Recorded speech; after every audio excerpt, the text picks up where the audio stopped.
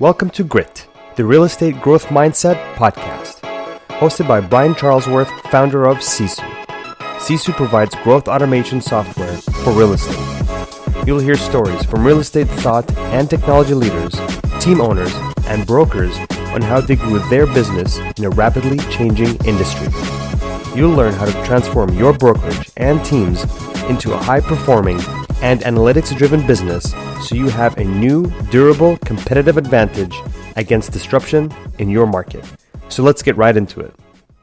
Hey everyone, welcome to the podcast. I'm Brian Charlesworth, founder of Sisu and your host. And today we are with Patrick Lilly. And I'm super excited about this. I've heard Patrick's name across the industry over the last year, but didn't get a chance to meet him until this week. And so, Patrick, I'm thrilled about you being our first episode today. And the reason... That's frightening. Yeah, you're actually our first episode. And the reason I'm so excited about that, you really emulate exactly what we want to allow people to do, which is expand your real estate business. And we want to help people grow from just running a real estate business to really having wealth and passion and doing what you want in your life. And as I look what you've done, it looks like you have a podcast, you have a team that's super productive, producing at a very high level. You've won all kinds of awards in the industry. Life coach, you have a networking mastermind group. That's a lot of stuff. So I want to get into all of that today and how you got there. But why don't we start out by talking just about how you got into real estate, when you got into real estate, and how you got started in this life path. Well, it's an interesting story. I was getting my MBA at NYU, and I thought I was going to go into advertising. And I did my internship with NWAir. And when I went to apply for jobs, I got two offers. One was for $18,000. This was 1983. One was for $18,000. One was for $23,500. And I was bartending, making like $75,000 in cash a year. There was no way I was going to go work for $18,000. So I bartended for another year and still trying to figure out what I was going to do. And I had lunch with a dear friend who worked in real estate. And he says, "Why don't you sell real estate?" And I turned up my nose and said, "I have an MBA from NYU." And he told me how much money he made. And then my nose went right back down. And 3 days later, I was working for them. So I find that a lot of people that get into sales, I don't think very, very, very few people grow up saying that their aspiration for their life is to be in sales. Sometimes when their parents were, that's a little different situation, but for the most part, people don't dream about that. And for them, sales is one of those industries that you fall into. And then if you have the skill set and the right personality, then you succeed, and it can be a very rewarding career. It's interesting to me that that is true of sales. I find that to be true. However, most of the money is made in sales for those who really commit and execute on that. Yeah, and after seeing what I could make in advertising versus what I could make in, I make more money than a lot of doctors do. So there's a part of me that thinks, all right, that's really effed up if I'm making up. I mean, I'm smart, but I'm not learned like a doctor is. That's a little weird that I make more money than most doctors. Well, not only do you make more money, but you probably have twice the profits because you don't have the large insurance policy that they have. Yeah, that's maybe a bad example because they're in such a tough industry right now. Yeah, such a tough industry. But I mean, think about it. Growing up as a child, I know in my generation as a child, it was, hey, if you want to make a lot of money, you're going to be a doctor, right? Doctor or a lawyer. Those were the two. Yeah. So, okay, great. So fast forward to today. Tell us about let's just start with your real estate business today. Tell us about what you're doing there. Well, it's interesting. For years, my goal was to exceed 100 million in sales per year. And when I set that goal, I was doing around 25 million. So, I went to a lot of conferences. I started networking with other successful agents. And each year I was able to grow by 10, 15, 20 million. And then I remember one year I got up to 99 million. That was just so frustrating. And then the next couple of years I was over 100 million, and I was thinking, oh, so now what? Now what do I do? I'm over 100 million. Now do I set the goal for 150 million? Do I set the goal for 200 million? When does this madness stop? And when do I stop defining the quality of my life by a production about what other people were doing, or how other people were seeing me, I should say. And that just seemed like what are those things that rodents run on, mice run on, those circle The things? spinning wheels. Yes, it seemed like that's what that was like. And how could I redefine what I was doing so I still provided a good income that had real meaning to me? And we cut down the size of my team dramatically. We cut down the size of my team by 45 to 50%. And what I look at now is I'm most concerned with profitability, net profitability, and what are the ways that that's going to happen for me, and how can I be the best version of myself, and my team can be the best version of themselves as both a human being and as a real estate agent. Those are the three things that interest me. Great. Oh, go ahead. Sorry. And so for me, one of the ways to do that was to change the way my team is structured. So before, I always thought, well, in order to have a really good team, I had to compensate them for doing, whatever production there was. And I've learned that model works, but there's another model that also works that's much more profitable, where you have a team where you're paying everybody on salary, and that there may be some year-end bonuses.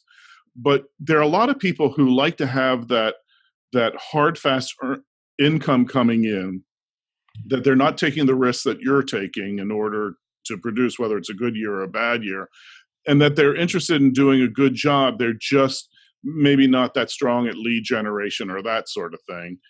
What it enables me is to dramatically increase my profit when my compensation system is based on a yearly income versus a commission of percentage of sales. Okay, so I'm thrilled that you brought this up, because I think there are very, very few teams in the industry that actually pay salaries. And I think that is really my take on the industry, is that is the future, right? If you, I think it is too. I mean, if you look at the changes in the industry, a big part of the changes I'm seeing in the industry have to do with the compensation of a real estate agent. And some of these larger companies that have hired real estate agents, like, just take a Zillow as a for instance, they are paying a salary, right?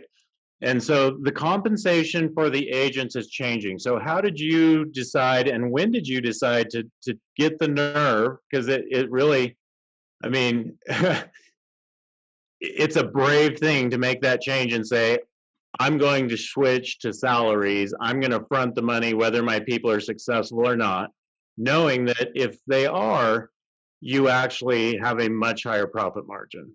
When did you make that change, and how did you decide? How did you go for that?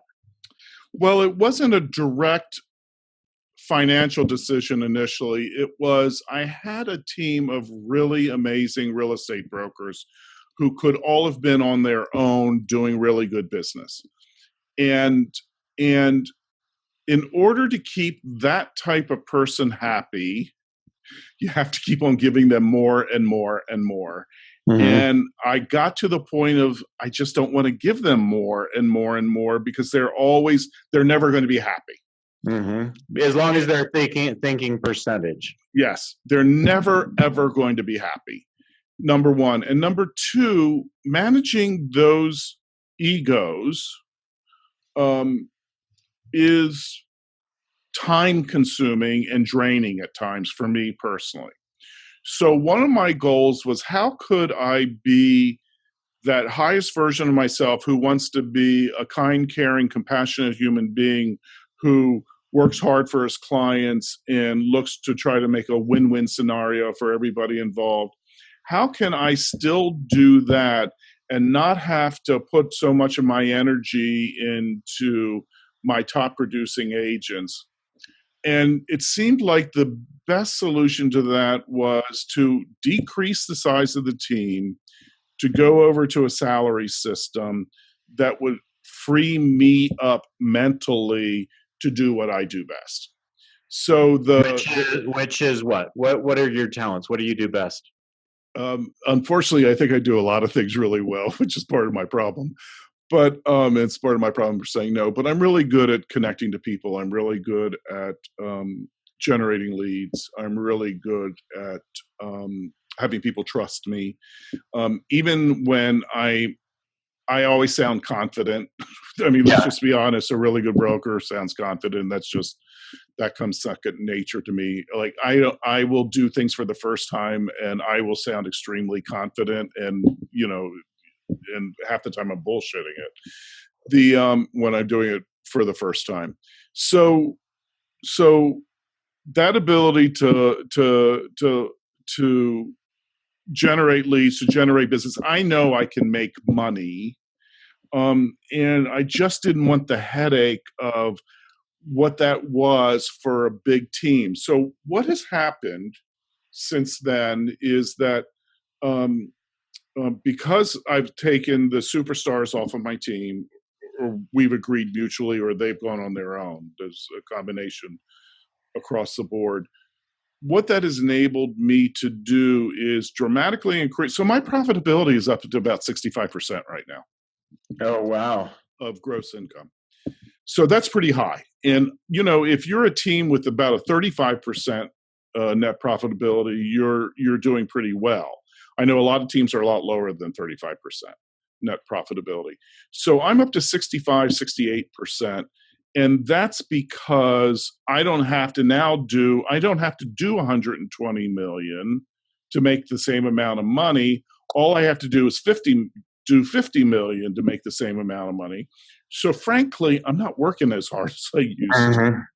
But the quality of my life is so much better. So that's freed you up to do what you want to do. So it seems to me that when people get into real estate, everybody talks about I want to make $100,000, right? That's like the first number. And in New York, it may be different than that, but across the country, I mean, everybody sets their goal when they move into the business, $100,000. And I see the same things with teams, right? Teams are, I want to get to that $100 million. Right. And so once you get to that 100 million, okay, you've hit it. Now, at that point, do you say, what do I really want in life? Well, that's when I personally realized, after I hit it for a couple of years, that's when I personally realized, okay, I either have to create a new goal that's higher, or I have to rethink how I'm doing everything. And the fact that I thought about creating a new goal that's higher really wasn't, it didn't feel good at all. It just felt, it felt like I was doing it for other people's impression of me, as opposed to what's in my true best interest. Does that make sense? Absolutely. Like so many times, like that was part of my identity. Patrick's one of the top brokers in New York City. Patrick sells over 100 million in volume. Patrick's the guy. Well, the fact of the matter is I didn't do a better job if I was the guy or if I was not the guy. And I was letting others' impressions of who I was stake to how I valued myself. And when I was able to say, okay, I'm not playing that game anymore. I'm not playing that game. I'm going to look at my net profitability, which people do not see. And I'm cool with that.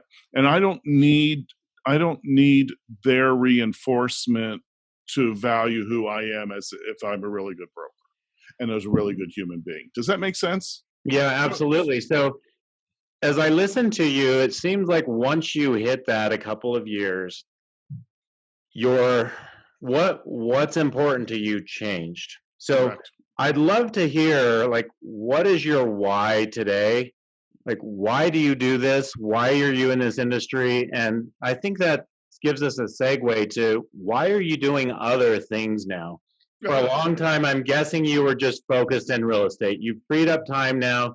You're doing a bunch of other stuff, which I think most people that run successful teams today are trying to figure out, how do I take my life, not my business, how do I take my life to that next level?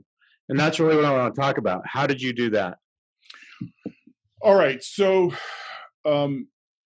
first of all, I really believe that doing work on yourself, your interior self, your mental self, is as important as doing work on your real estate skills. I believe that from the bottom of my heart. And so I've been a lifelong investigator, seeker of my interior self. I want to share a book I think that's a really important book. It's called, it's by Sean Askinosi, and how to build what's it called?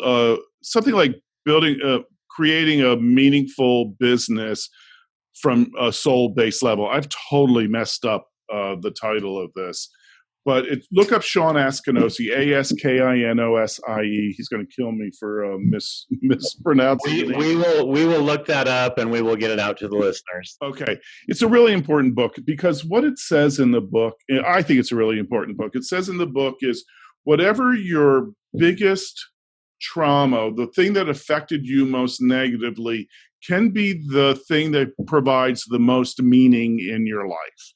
And that if you can base your business and whatever you're doing in your life on whatever provides you with the most meaning, then that's where true success will come from, in his eyes and in my eyes.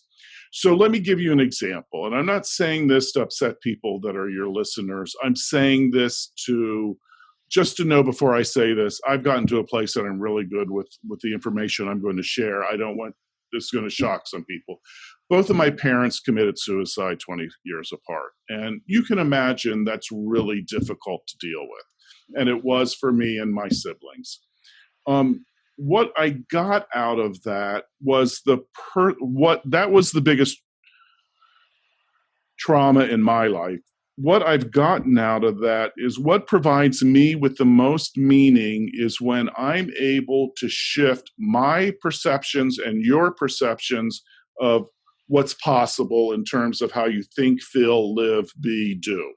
So anytime that I can do that, that has the greatest meaning to me. So how does that go back to what we were saying?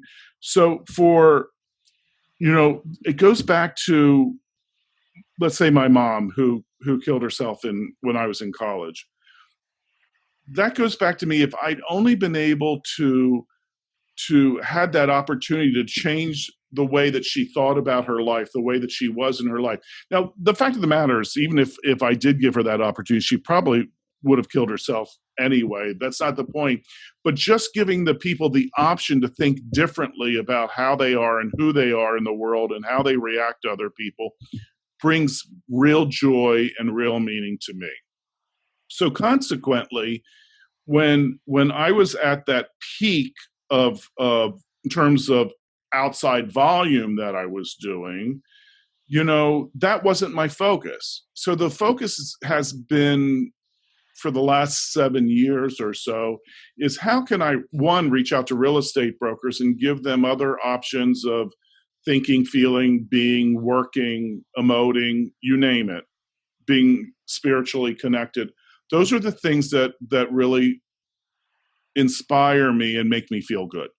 So I established a real estate conference that I've been doing for 7 years called Real Estate Success Rocks. And they're some of the best top brokers in the nations, but they tend to be like-minded people, in that in addition to wanting to become better real estate brokers, they also want to become better human beings. And that's the type of people I want to be around, and that's the type of people I want to attract to. I developed Rev, which is Real Estate.Vision, which is a group of high-producing brokers that we network with. And again, it's people who are willing to share, who want to become the best versions of themselves. That's how I feel like I'm living my goal. So when I got to that 100 million level for a couple of years, I realized, who am I doing this for? Am I doing this for any real reason? So let's shift. Let me shift. Let me create a life where I'm able to do the other things that we're talking about right now that bring real meaning to me, and hopefully bring real meaning to others. And that way, let me be in the world that way and do a profitable business that supports me while I'm doing these other activities, and to bring those activities into my real estate sales. So like one of my greatest joys is when I feel like I have a client that's stuck, how I can get them through that stuck position to think about something else. So let me give you an example. I had a client that had a property in Lower Manhattan, a lovely townhouse that she had convinced herself she needed to get X amount of dollars out of that so she could move on and prepare for her children's college educations. And she was divorced and support herself in the future. She was stuck on a number. So part of my joy was to sit down with her, take her out of her house, not meet with her in my office, but go to a coffee shop and sit down and say, listen, what's the most important thing in your life here in terms of what you want to do? And she says, well, I want to provide for my children's education and my future. Okay. I said, great. That's the most important thing. You're stuck on a specific number. How about if we shift our focus to be, let's do what we need to do to provide these things and forget whatever that number is, and let's try to get the best number. That was a way that I gave her a specific tool to change the way that she was thinking so that she could move forward. I could make a commission. Her children are happy. Everybody wins. Mm-hmm. So you've really become a public speaker. You travel. You have these groups that you just mentioned, which we'll let you talk a little bit more about those at the end and how we can find those. But how did you get there, right? I know a lot of people. One of the things I love about the real estate industry is everybody I know who's succeeding at a high level is really focused on how can I improve my life? How can I go get, they're paying for coaches, they're paying for things that are going to improve their lives. What are some things that you recommend that have made a big difference in your life to get you to make that shift that others should be doing? Well, I think coaching is one of the best things that you can do. So the coach that I worked with for about 7 years was Dr. Fred Gross, and he's both a life coach and a business coach. Okay. So how did I get a hold of him? And I think this is important. I was at there's always moments in your life where opportunity is available. I was at a conference. It was a Coldwell Banker conference because I was part of Coldwell Banker then. And Susan File was on a top producer panel, and there were 3 top producers. And for whatever reason, whatever she said really resonated with with who I wanted to be and who I wanted to become. And so I said, I'm going to meet her. Well, her session was over. 15 minutes later, we're at a meet and greet. She's at the shrimp bar by herself. I walk up and I introduce myself. And I said, I want to get to where you are. What's the most important thing that I need to do today? And she says, you need to call up Dr. Fred Gross and you need to work with him. And I did. And there's a lot of great coaches out, and Fred's not for everybody, let me tell you. But for a certain type of person who wants to work both on your inner side and your quality of life and your business, he's an excellent, excellent coach. And there's a lot of other coaches who do the same things. But when you have those opportunities where you see somebody like shining a little brighter than everybody else, that just means that you're responding to them. Go up to them, have a conversation to them, and see what information is there for you, because that's sign of where your next step should come, the next thing that you investigate, whether it's a book that you read or a seminar or a conference you go to. Like, one of the most important things that I like to hear is whenever I've gone to a new set of conferences or I've done a new set of anything, it's because somebody that I respected very much said that that's what I should do. And I feel like that's the easiest way to help you to get, because whoever you respect and you want to be more like them, talk to them and ask them, what's the next step? That's such great advice. I think so many of us, I know this has happened to me a number of times, where you're like, hey, I really want to talk to that person. You have that feeling you should go talk to them, right? That's your instincts telling you, go talk to them. There's Right. something there for you.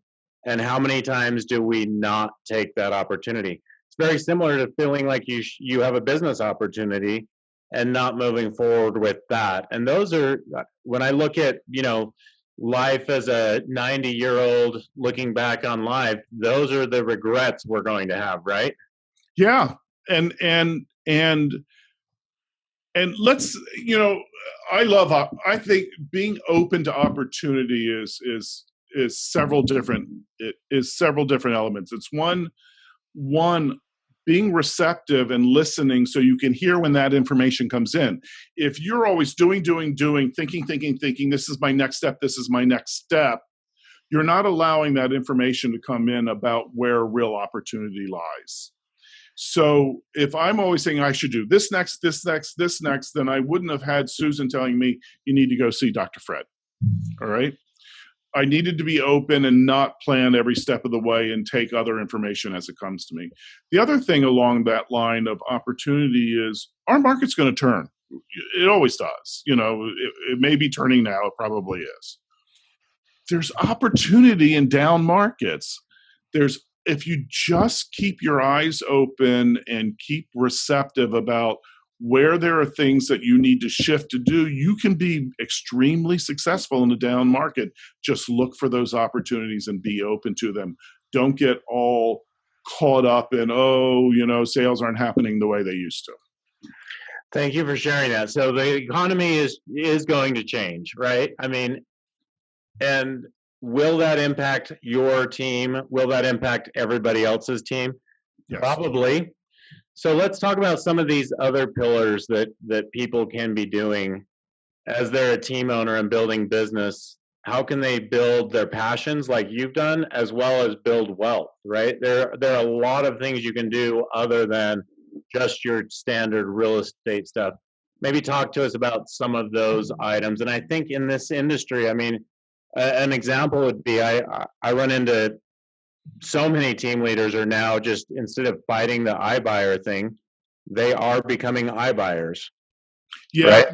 and which is the way that I'm going to talk about in a way I'm building my wealth. So, and this was not my idea. I got it from Brian Baum, who's a really great broker in Hinsdale, Illinois, and a good friend of mine. And what he has done for a series of years is that he will buy a house that needs renovation. And as real estate brokers, we know what renovations work.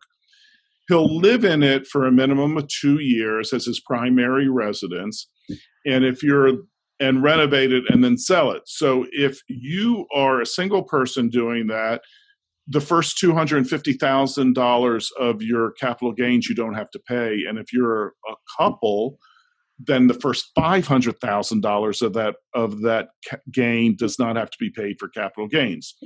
So even as a single person like me, each time I do this, I just did it the first time, I created $250,000 of free income. Actually, the project that I did, I made a little bit more than that, but I only had to pay tax on the $50,000 over the $250,000 that I made in profit. So if I do this every 2 or 3 years, you can see, and I'm in a market that can take that sort of profit, you can see that in 4 years' time, I will have raised $1 million. 10 years' time, I will have raised $1 million. So you have done that once. You're on your second now. Is that right? Yep. And Brian is probably on his 8th right now, I think. Okay, great. Go ahead. No, and if you're in one of the big markets like Brian is outside Chicago and I am, or you're on the East Coast, that's a little bit harder to do in the Midwest, where, appreciation isn't that high and the average sales price is $250,000. So you're not going to turn a $250,000 property into a $500,000 property. But on the coast, you can easily, quite often, turn a $750,000 property into $1 million property with no problem. So you buy it at, say, 550, you put 200 in it, and then you've got $1 million property. So that can be done if you've done smartly. Great. Okay, that's a great suggestion. I haven't heard that being done that way before, so thank you for sharing that. Thank Brian on that one. Thank you, Brian. It's just listening. So when you hear that, like I heard Brian tell me that, I can't tell you how many years ago, and I just let it go in one ear and out the other ear. And then one day I thought, okay, maybe I shouldn't let it go out the other ear, because I had a certain concept of what a home meant to me. And then I was like, why am I tied into this concept of home? I'm a single guy. Who even cares? I don't have any other responsibilities. Let me have fun creating these homes, and let's move on. Great. Tell me about your other pillars. So what about things like coaching? What about things like creating these new networks? Some of the stuff like that. There are a lot of team leaders, I'll call them business owners, that are looking at how can I expand what I'm doing. You just talked about the way they can do that in real estate, but what about being able to leverage their skills of success to help others? So I learned a long time ago. When I joined Coldwell Banker back in, I think it was 96, I joined them. I started going to their conference, and I'd never been to anything like that. And then as I started going to more conferences and meeting people, I started getting a lot of referral business. So initially, I wanted to get up on the stage and speak as much as possible because, one, that made me feel good about myself. But two, I learned that every time I spoke, I got 1 to 2 referrals. And 1 or 2 referrals in New York is a lot of money. And I didn't even need to be paid to speak. I just got up there. So initially, it was about me feeling better about myself and also generating income. It is no longer about that anymore.